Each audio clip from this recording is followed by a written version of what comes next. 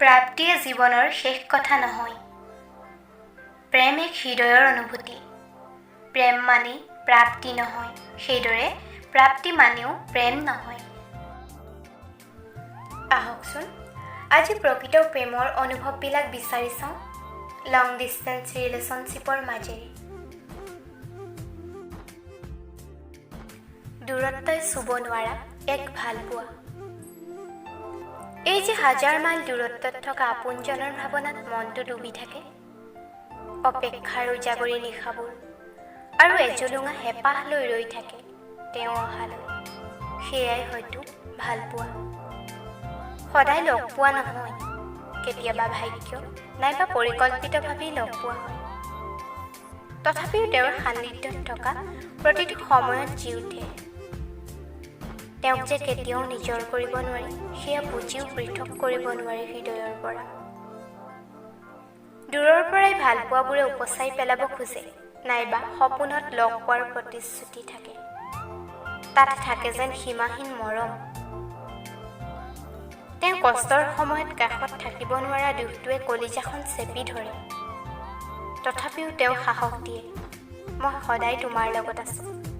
এয়া যেন প্ৰেৰণা হৈ পৰে। অভিমানবোৰৰ অবিহনে প্ৰেম আধৰুৱা।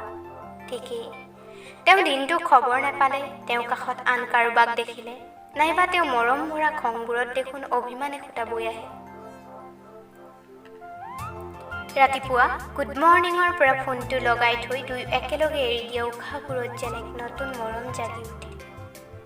তেওঁক দেখা পোৱাৰ মুহূৰ্তত লাজ নাইবা এক অচিনাকি অনুভৱে চুই যায়, হৃদয়খনত ধপধপনি বাঢ়িবলৈ ধৰে। তেওঁ সোধে, কি হ'ল? মোৰচোন কিবা ভয় লাগিছে। এইবোৰ সৰু সৰু অনুভৱে তেওঁক বেছিকৈয়ে কাষ চপাই আনে। এই ভালপোৱাৰ কোনো লক্ষ্য নাই, উদ্দেশ্যবিহীন, মাথো হৃদয়খন একে হৈ পৰে। ভৱিষ্যতক পাহৰি বৰ্তমানত জি উঠিব খোজে। তেওঁ হাঁহিলে সুখী হৈ পৰে। হৃদয়ৰ উত্তাপেৰে তেওঁ দুখ মচিব খোজে। এটা দিনো তেওঁলোকে সপোন ৰচিব নোখোজে। মাথো দুয়োৰে হাঁহি হ'ব বিচাৰে, দুয়োৰে আত্মা হ'ব বিচাৰে। দুটা শৰীৰত এটি হাঁহি হৈ বিয়পিব খোজে মৰম। প্ৰতিটো স্ক্ৰীনশ্বটত থাকে এটি এটি কাহিনী।